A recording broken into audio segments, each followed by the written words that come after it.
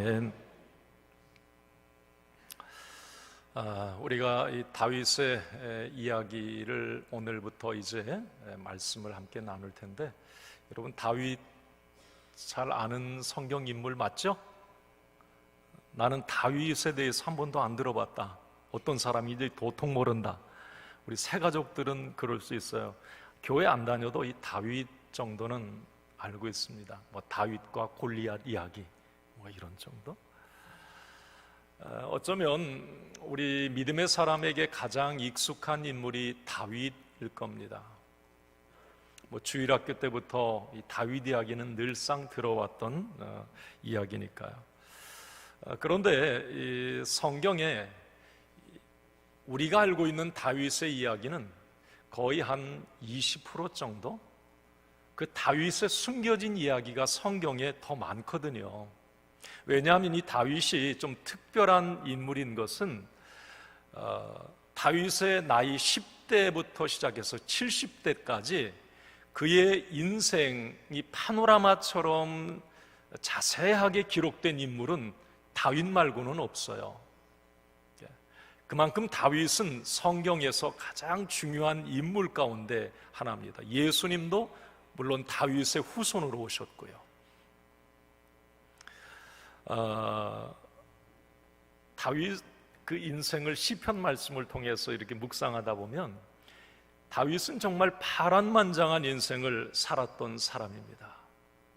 실패와 성공, 배신, 실망, 눈물, 도망 다니는 것, 뭐 여러 가지 한편의 드라마가 다윗의 인생인데 그게 성경에 기록이 되어 있거든요. 자, 그래서 저는 이제 거인 앞에 서는 믿음이라고 하는 이 큰 주제로 다윗의 인생을 한번 나의 이야기로 우리의 삶에 적용해 보는 그런 시간을 이제 갖도록 할 것입니다.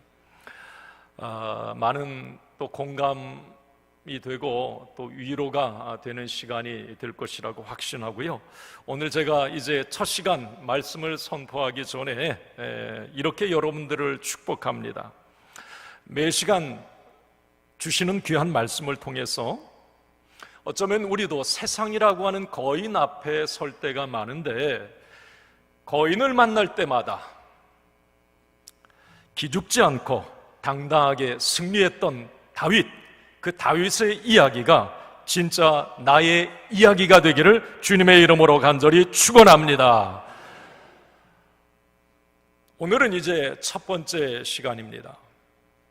다윗은 목동이었습니다. 양치는 목자였어요. 팔레스타인의 문화가 이제 양치기들이 상당히 많아요. 다윗은 어렸을 때부터 이 목동이었습니다. 그 목동 다윗이, 무명의 다윗이 오늘 사무엘상 16장부터 다윗의 이야기가 첫 등장을 합니다. 그 무명의 목동 다윗이 하나님의 역사, 이스라엘의 역사의 무대에 첫 등장하는 아주 드라마틱한 그런 장면이 오늘 본문의 말씀입니다. 자, 여러분, 사사시대가 끝나고 왕의 시대가 들어섭니다. 이스라엘 백성들은 왕을 세워달라고 외칩니다. 그래서 이스라엘의 첫 번째 왕으로 세움받은 사람이 사울입니다. 사울 왕, 이스라엘의 초대 왕이에요. 그런데 이 사울 왕은 처음에는 참 하나님을 기쁘시게 하는 왕이었어요. 겸손했고요. 그 비하인드 스토리가 있잖아요, 성경에. 사울을 왕으로 하나님이, 사무엘이 기름 부어 세우려고 하는데 이 사울이 짐짝 뒤에 숨어요. 그만큼 사울은 겸손한 사람이었습니다.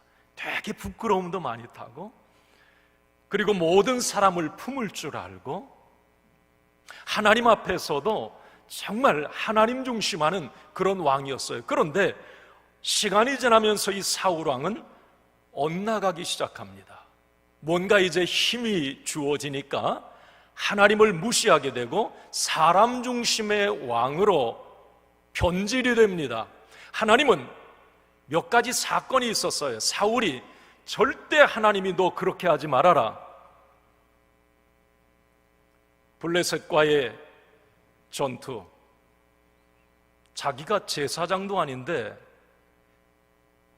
7일 정도 제사장이 안 와요. 사무엘이 자기가 제사 드려버려요. 이 제사장이 해야 될 일이에요.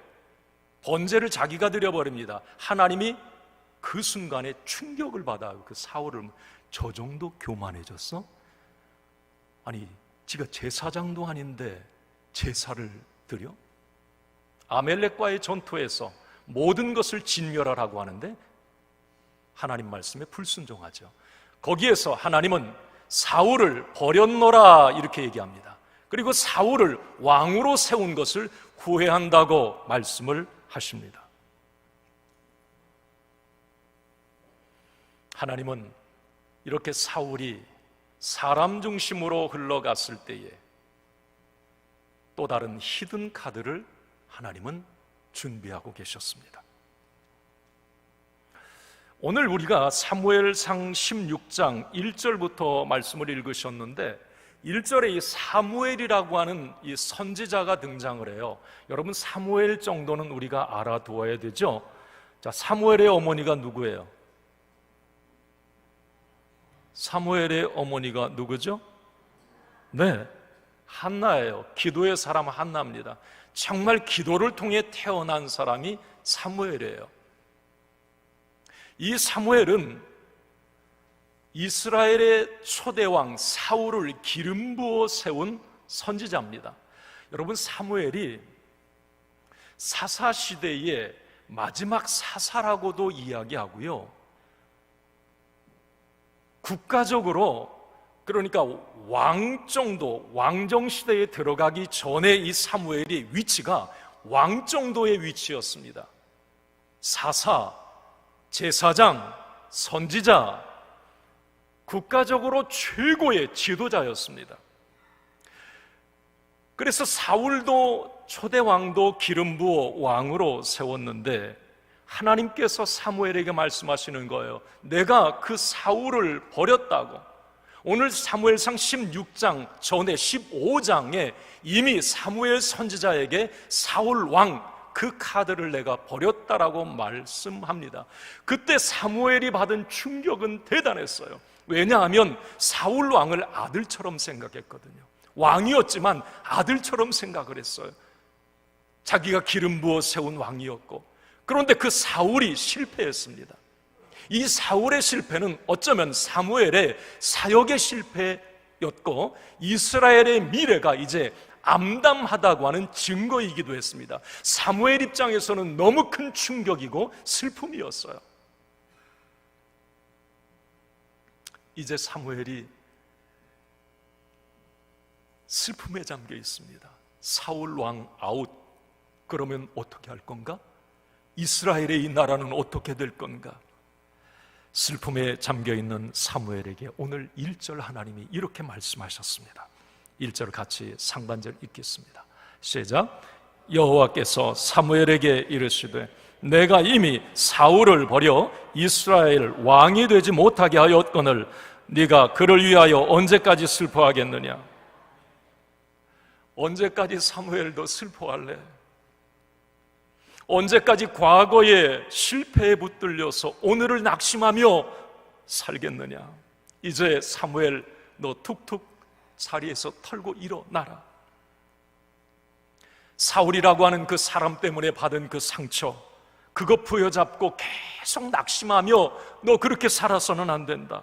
이제 내가 준비한 히든 카드가 있으니 너는 내 말씀을 받고 이제 새로운 미래로 나아갈 준비를 해라. 언제까지 슬퍼하겠느냐? 그러면서 하나님은 사무엘 선지자에게 이렇게 말씀하셨어요. 1절 하반절입니다. 우리 같이 읽습니다. 너는 뿔에 기름을 채워가지고 가라. 내가 너를 베들레헴 사람 이새에게로 보내리니 이는 내가 그의 아들 중에서 한 왕을 보았느니라 하시는지라. 이새의 아들 중에서 한 왕을, 새로운 왕을 보았다. 하나님이 사무엘에게 말씀해 줬어요. 여기 보았다는 말은 이미 내가 선택해 놓았다 이 말입니다. 영어 성경에 보았다, see 이렇게 아니고 choose, 선택해 놓았다 이 표현을 씁니다. 그러니까 하나님은 사울이 하나님의 말씀에 불순종하고 사람 중심의 왕이 되어가면서부터 아무도 모르게 새로운 왕을 준비해 놓으셨던 겁니다. 인간의 카드가 끝났을 때 하나님은 또 다른 히든 카드를 준비하고 계셨습니다. 오늘 저는 이 대목에서 은혜를 받았습니다. 그게 뭐냐면 하나님의 선택은 항상 의외다.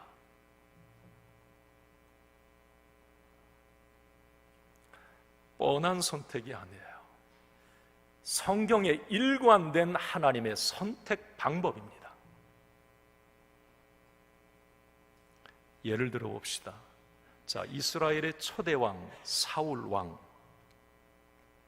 이스라엘의 12지파 가운데 가장 작은 지파인 베냐민 지파에서 하나님은 이스라엘 초대 왕을 뽑으십니다. 아마 나머지 11지파가 그런 얘기했을 겁니다. 무슨 베냐민 지파, 저런 지역에서 무슨 왕이 나와? 이거예요. 그런데 놀랍게도 하나님은 새로운 사울 뒤를 이을 왕 다윗을 선택할 때에도 유다 지파 중에 가장 작은 도시인 베들레헴에서 다윗 왕을 선택하십니다. 여러분, 베들레헴이 어떤 곳인지 우리는 익숙하게 잘 알고 있습니다. 베들레헴, 예수님 당시에도 베들레헴은 별 볼 일 없는 도시예요. 그런데 구약시대의 베들레헴은 시골 촌동네 중에 아주 촌이었습니다. 만약에 이력서를 쓰는데 이 베들레헴 요 단어가 들어갔다면 무시해버릴 정도로 그게 베들레헴이었습니다. 그런데 거기에서 하나님은 가장 위대한 이스라엘의 왕 다윗이 나오게 하셨고 예수 그리스도가 베들레헴에서 탄생하게 하셨습니다. 여러분, 하나님의 역사는 이렇게 항상 사람들이 주목하지 않는 곳에서 일어난다고 하는 것을 여러분 기억하시고요. 자, 오늘 그러면 이런 생각도 해보세요. 내가 서 있는 자리, 내 처지와 상황이 베들레헴 같다?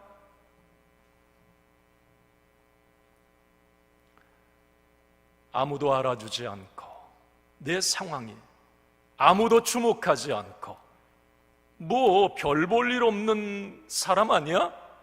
나의 자녀들을 볼 때도 마찬가지예요. 베들레헴 같다? 자, 그러나 여러분, 그렇게 느껴지는 분이 계시다면 여러분 오늘 낙심하지 마시기 바랍니다. 그 베들레헴에도 하나님이 함께 하시면, 우리 하나님이 그 베들레헴에 함께 하시면 그 베들레헴도 축복의 장소, 기적의 땅이 될 수 있습니다. 할렐루야! 하나님이 그 베들레헴에서 하나님의 놀라운 히든 카드를 준비하셨습니다.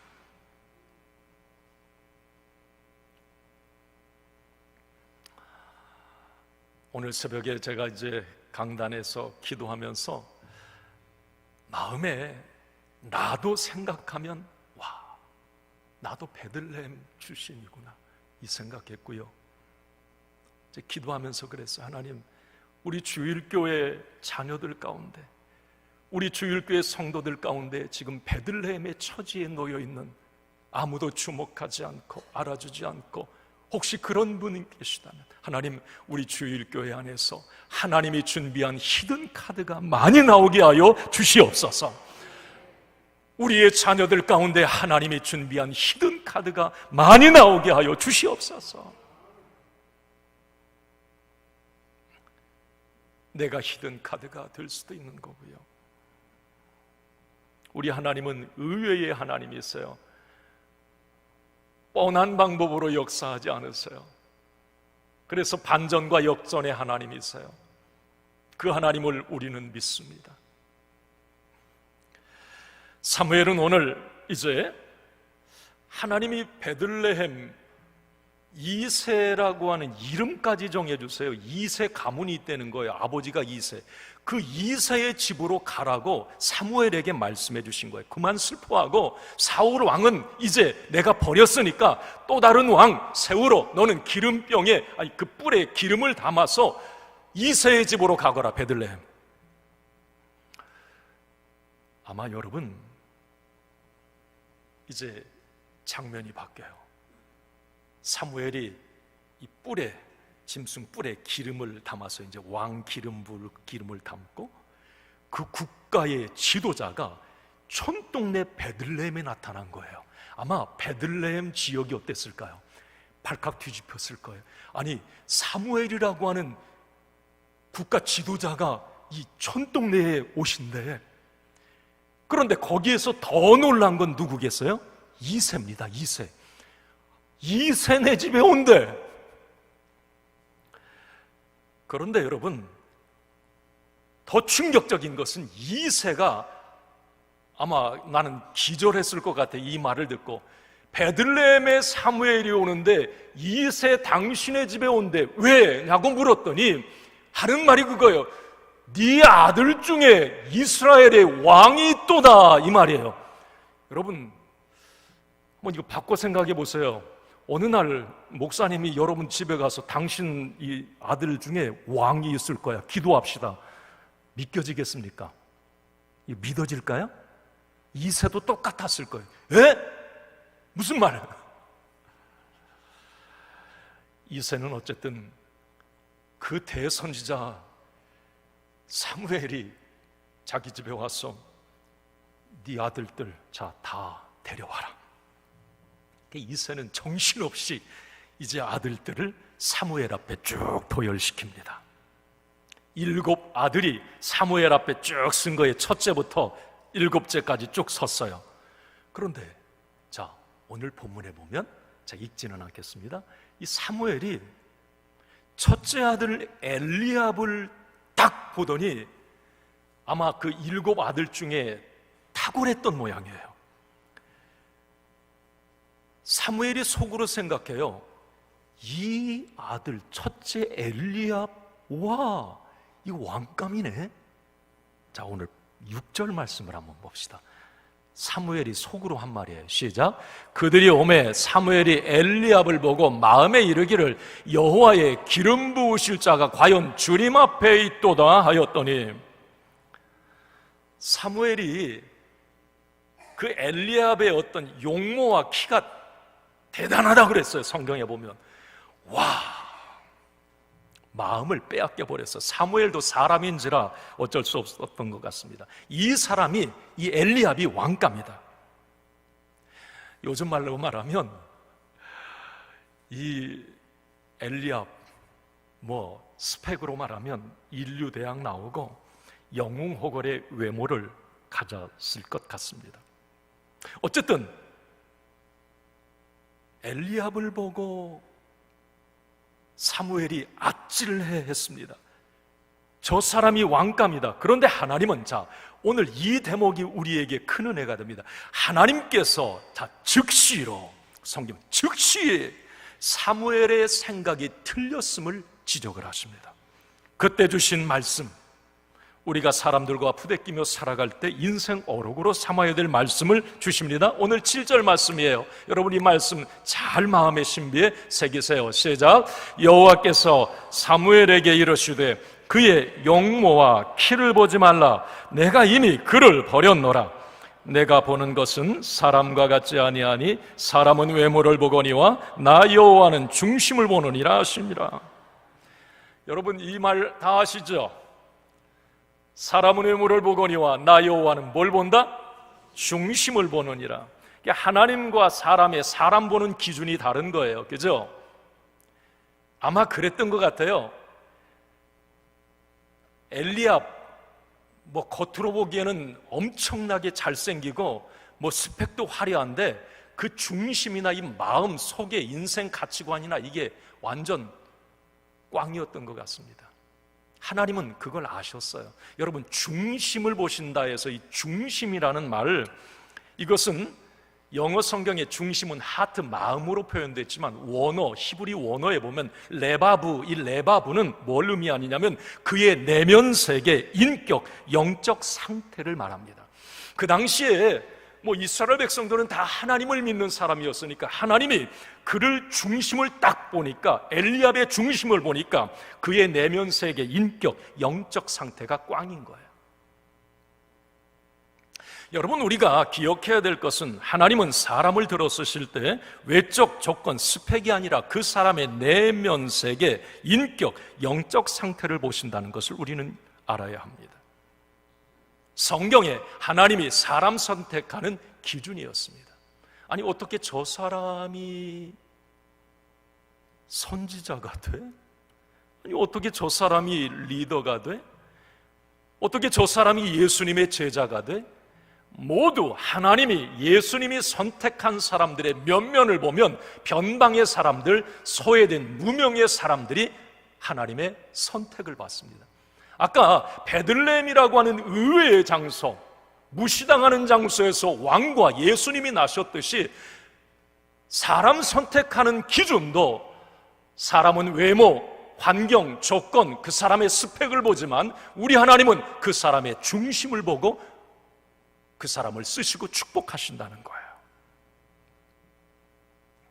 우리가 하나님 앞에서 뭘 준비해야 되는지 이걸 깨닫는 대목입니다. 며칠 전에, 3일 전에 우리나라의 그 젠슨 황이라고 하는 AI 세계적, 이제 앞으로 여러분, 이 젠슨 황 지금 한국에 이틀 3일째인데요. 한국이 발칵 뒤집히잖아요. 그가 입었던 점퍼, 가죽 점퍼, 이거 다 동날 정도예요. 저 점퍼 입고 있네. 그런데 저 젠슨 황이 이제 자기가 이 반도체 기업을 하면서 사람을 이제 이 인재를 선택하는 데 있어서 많은 시행착오를 겪으면서 그가 내린 결론이 저 이야기였습니다. 빈 의자가 잘못된 사람보다 낫다. 이게 무슨 말이에요? 급하게 사람을 채용하는 것보다 기다리는 게 더 낫다. 빈 의자로 그냥 놔두는 편이 낫다. 왜냐하면 잘못된 한 사람이 그 조직을 와해시켜버리더라는 거예요. 그래서 젠슨 황은 이제 말단 사원들이야 상관없겠죠. 그런데 이 리더들을, 회사의 리더들을 뽑는 데 있어서 항상 인재 선발 기준, 그것은 스펙, 기준이 스펙이 아니라, 기술이 아니라 인성이다라고 이야기를 합니다. 그냥 빈 의자로 놔두라는 거예요. 여러분, 그리스도인들이 사람을 판단하는 기준, 우리 그리스도인들조차도 여러분 이 잘못된 판단을, 그러니까 하나님의 사람은 그 중심을 어느 정도로 좀 볼 줄 알아야 되는데 그 사람의 외적 조건만을 보고 무언가를 세우거나 판단하는 경우들이 많아요. 저 사람 아주 훌륭하다. 와, 저 사람이 왕감이다. 저 사람이 리더다. 천만의 말씀이에요.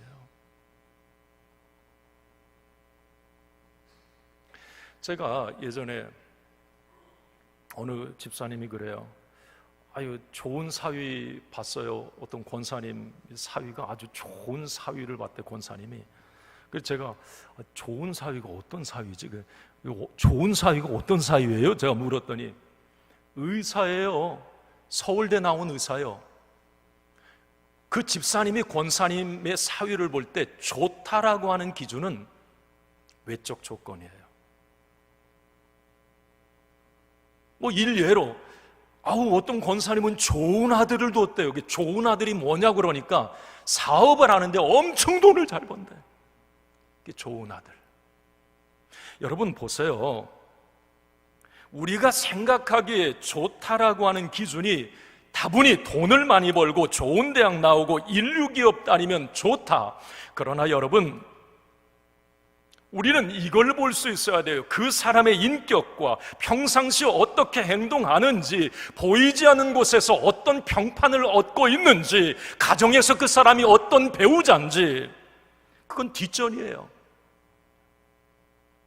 엘리압의 조건만 갖추면 최고 좋다라고 생각하는데 우리 그리스도인들은 좀 달라야 된다는 거죠.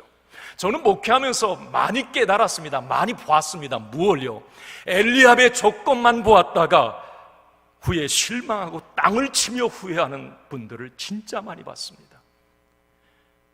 와, 화려해요. 좋아. 나중에 울어요. 그것 때문에. 우리 그리스도인들은, 기도하는 사람들은, 우리 하나님이 사람 보는 기준이 나는 외모가 아니라, 외적 스펙이 아니라, 외적으로 세상 사람들이 좋다고 하는 것이 아니라 그 중심, 내면, 그 믿음, 이런 것을 볼 수 있는 그런 영적 안목이 있어야 된다고 하는 거예요. 저는 그런 기도를 해봅니다. 하나님이 사무엘이 뭔가 엘리압을 잘못 생각했을 때 즉시로 그 마음을 고쳐주셨어요. 그의 잘못된 눈을 즉시로 교정해 주셨습니다. 우리도 무언가 인간적인 눈으로 판단하고 잘못 볼 때 하나님께서 즉시로 고쳐주시기를 간절히 소원합니다. 그런 은혜가 있었으면 좋겠어요. 하나님이 퍽 깨닫게 하시고, 아니야 그거 잘못 봐서 이거 봐야 돼. 하나님이 그렇게 말씀해 주시길 원해요.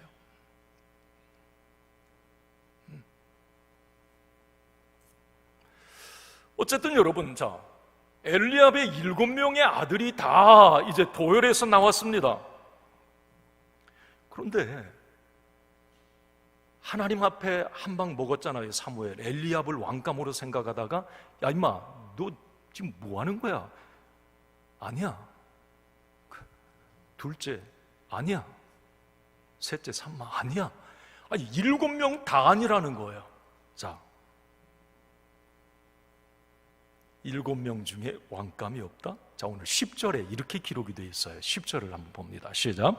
이새가 그의 아들 7을 다 사무엘 앞으로 지나가게 하나 사무엘이 이새에게 이르되 여호와께서 이들을 택하지 아니하셨느니라 하고.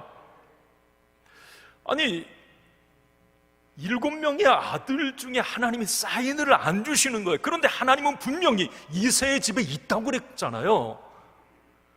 사무엘은 너무 궁금했던 거예요. 이게 뭐지? 하나님은 있다고 하고 이게 아들 다라고 하고.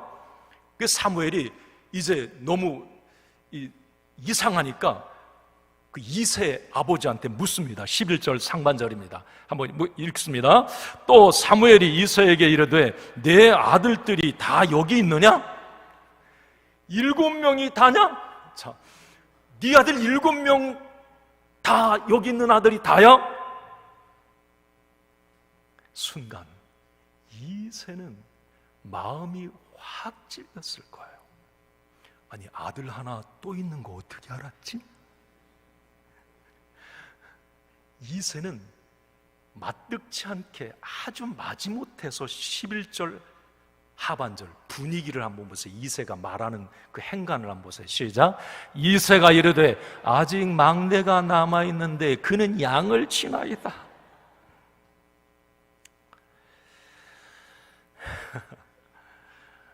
이새는 왕이 될 사람을 선택하는 중요한 자리에 7명 아들이 있는 게 아니 8명.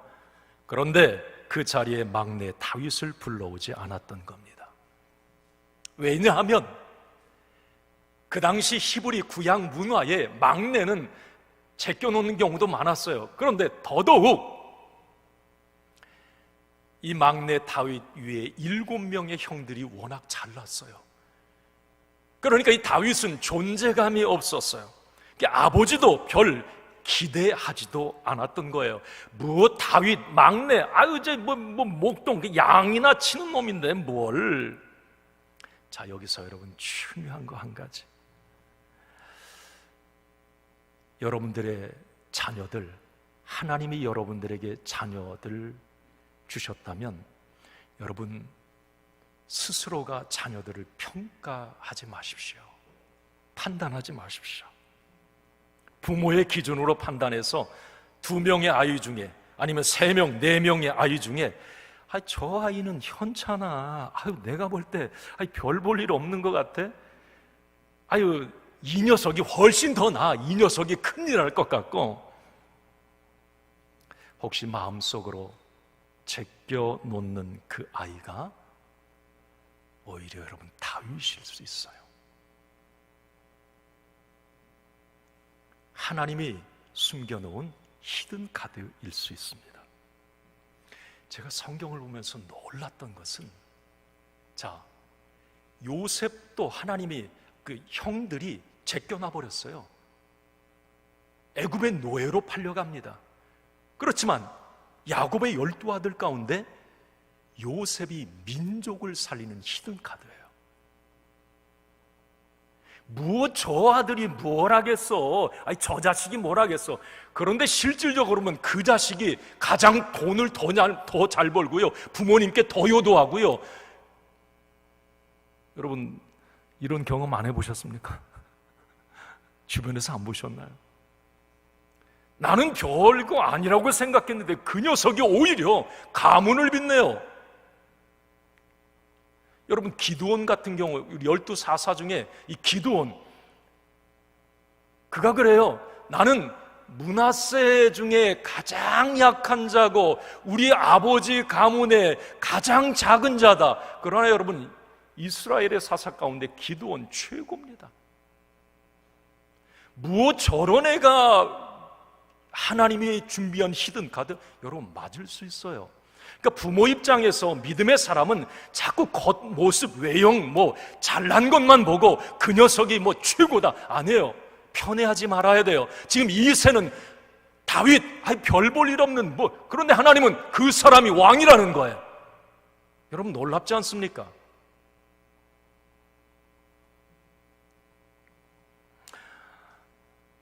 이새가 다윗을 부르지 않았던 이유 가운데 또 다른 하나가 있는데, 이건 성경학자들이 그런 얘기를 합니다. 성경학자들의 추측인데 이게 맞을 수도 있고 틀릴 수도 있어요. 그런데 참고해 볼 수 있어요. 여러분 시편 51편 5절 말씀을 한번 봅시다. 시편 51편 5절 시작. 내가 죄악 중에서 출생하였으며 어머니가 죄 중에서 나를 잉태하였나이다. 이게 무슨 말인가 하면 성경학자들은 이런 추측을 해요. 다윗이 정식 부인에게서 태어난 아들이 아니라 불륜관계나 혼외자 자식이었을 거다라고 추측을 합니다. 오늘 시편 51편 말씀에 내가 죄악 중에 출생했고 어머니가 죄 중에 나를 잉태했다고 그래요. 이게 불륜관계에서 태어난 아들이었을 거라고 그렇게 이야기하기도 합니다.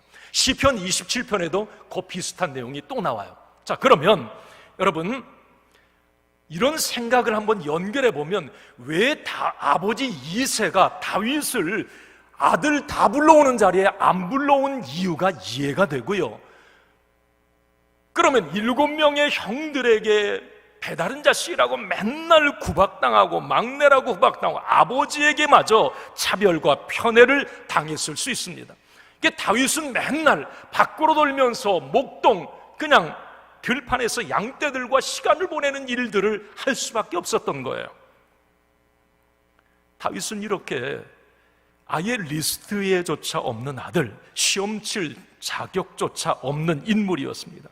만약에 하나님이 사무엘에게 리스트에 빠진 후보가 또 있다고 알려주지 않았다면 다윗은 아예 기회조차도 없었을 겁니다. 그러나 하나님은 그런 다윗을 찾아내셔서 역사의 중심에 세우셨습니다. 여러분 지금 우리의 자녀들 어떤 면에서 다윗의 인간적 약점을 가지고 있을 수 있습니다. 또는 그런 약점을 가지고 태어날 수도 있어요. 이새처럼 사람들이 그렇게 우리를 무시하고 평가절하할 수 있습니다. 그러나 여러분 낙심하지 마시고 절망하지 마시기 바랍니다. 다윗을 끝까지 이게 다냐? 끝까지 찾아 쓰셨던 그 하나님은 나의 하나님, 나의 아버지가 되십니다. 사람들은 잊을 수 있어요. 무시할 수 있지만 하나님이 쓰시겠다고 하면, 그 중심이 하나님 마음에 들기만 하면 하나님은 언젠가 나와 우리의 자녀들을 찾아내시고 하나님의 타이밍에 드러내실 것입니다. 하나님의 히든 카드가 되게 하실 줄로 믿습니다. 타고난 조건들 때문에, 남들보다 부족한 것 때문에 기죽지 말고 가장 작은 자를 들어쓰시는, 높이시는 하나님을 절대적으로 오늘 신뢰할 수 있기를 주님의 이름으로 축원합니다. 한번 상상해 보세요. 이렇게 뜻밖의 아들 다윗이 왕으로 세워지는 그 상황을 목격한 아버지 이세, 형들의 마음은 어땠을까? 7명의 아들이 다 아니라고 그 자리에 있지도 않은 다윗을 불러오라고 했을 때 그 이세 아버지는 어떤 생각을 했을 것이며 그 7명의 형들은 무슨 생각을 했을까? 거기다가 오늘 성경 말씀에 보면 사무엘이 그렇게 얘기합니다. 다윗이 오기까지는 내가 식사 자리도 앉지 않겠다고 얘기합니다. 그러면 다윗이 들판에서 오는데 1시간은 걸렸을 거예요. 그러면 형들은 뭐 했을까요? 적어도 이스라엘의 모든 장로들 사무엘 앞에 벌벌 떨었다고 그랬어요. 장로들 떨면서 서 있고, 아버지 이새도 7명의 형들도 꼼짝없이 서서 다윗을 기다려야 했을 겁니다. 그동안 막내라고 무시하고 눈길도 주지 않았던 그 소년에게 이제 그들은 왕의 예우를 갖추어야 했던 것입니다. 완전 반전입니다. 엊그제 서울시장 선거보다 더 짜릿한 역전입니다. 자신들이 무시했던 그 녀석이 왕이라고? 사실 이새나 이스라엘 장로들이나 그 7명의 형들도, 아니 다윗? 아니 그가 왕이라고? 아니 왕이라고? 그런데 이들은 아마 더 놀랐을 거예요. 그런 다윗을 쓰시는 하나님은 도대체 어떤 하나님? 놀랍다. 기억하시기 바랍니다. 하나님께 붙들렸다면, 내가 예수의 사람이라면 끝날 때까지 끝난 것이 아닙니다. 하나님의 게임에서 후반전에 끝날 때 누가 승자가 될지 아무도 모릅니다. 하나님을 신뢰하고 인생을 하나님께 맡기며 중심이 하나님 앞에 드려진다면 나에게도, 그리고 나의 자녀들에게도 다윗의 반전이 일어날 것입니다. 할렐루야! 오늘의 결론입니다. 세월이 흘러서 다윗이 이제, 여러분, 이스라엘의 역대 39명, 남유다 북이스라엘 39명 왕 중에 최고의 왕이 다윗이에요. 지금도 이스라엘 백성들은 별, 국기의 별, 그 다윗의 별입니다. 그 다윗이 70세가 되어서 이제 하나님 앞에 부름을 받는 나이가 됐어요. 그때 이 다윗이 마지막 유언을 남기는 그 장면에 우리의 마음이 뭉클합니다. 사무엘하 23장 1절을 읽고 정리합니다. 같이 읽습니다. 이는 다윗의 마지막 말이라. 이새의 아들 다윗이 말하며 높이 세워진 자, 야곱의 하나님으로부터 기름 부음을 받은 자, 이스라엘의 노래 잘하는 자가 말하노라. 한번 따라합시다. 이새의 아들 다윗이여. 이새의 아들 다윗. 여러분, 참 놀라운 말입니다. 당시에 이새의 아들 다윗, 이 말은 누가 썼느냐 하면 다윗을 그렇게 죽이려고 했던, 미워했던 사울이 늘 너 이새의 아들 다윗, 그리고 다윗에게 반기를 들었던, 다윗을 미워했던 그 당시의 장군들과 사람은 다윗을 부를 때에 꼭 그 앞에 닉네임, 별명처럼 갖다 붙였어요. 이새의 아들 다윗. 이새의 아들도 이새의 아들이지. 다윗을 조롱할 때 썼던 말이 이새의 아들입니다. 이 말은 너 변변치 않은 저 베들레헴 아무것도 없는 그 이세 그 가문 출신이지. 너 시골 촌뜨기 중에 촌뜨기잖아. 다윗의 인생에 늘 꼬리표처럼 따라다녔던 말이 이세의 아들입니다. 그런데 오늘 다윗은 자기 인생 말년에 눈을 감기 전에 많은 사람들 앞에 이세의 아들 다윗이 말하며, 사람들은 그를 비하하기 위해서 이 말을 썼지만 다윗은 그렇게 부족한 자신을 들어 쓰신 하나님, 이세의 아들과 같이 그렇게 무능하고 왕감도 아닌 그 가문에서 자기를 들어 쓰신 하나님, 그 하나님을 찬양하는 데에 이세의 아들이라는 말을 쓰고 있습니다. 사랑하는 성도 여러분, 내 인생에 수치스러운 꼬리표, 부끄러운 약점, 숨기고 싶은 상처들, 저는 오늘 나의 구주 나의 하나님께서 이 모든 것을 다윗처럼 이세의 아들이라고 하는 나의 인생에 그 꼬리표가 있다면 그 모든 것을 다윗처럼 찬양으로 간증으로 바꿔주시기를 간절히 소원합니다. 나의 하나님이 그렇게 역사하시길 원합니다. 오늘 다윗의 인생 스토리, 그 선택받는 그 장면, 저는 그런 느낌을 받습니다. 하나님은 우리 인생의 킹메이커십니다. 하나님이 킹메이커예요. 사무엘이 사울과 다윗 두 왕을 세운 킹메이커가 아니라 그 사울에게 말씀하신 하나님이 우리 인생의 킹메이커 맞습니다. 아무리 시작이 미약해도, 아무리 보잘것없어도 하나님이 한번 세워주시기로 작정하시면 아무도 막을 자가 없습니다. 그래서 하나님이 준비하시는 히든 카드는 언제나 내 생각과 내 한계를 뛰어넘습니다. 그리고 더 중요한 것은 그 하나님의 히든 카드의 주인공은 바로 언제든지 나와 우리의 자녀들이 될 수 있습니다. 할렐루야! 기도합니다.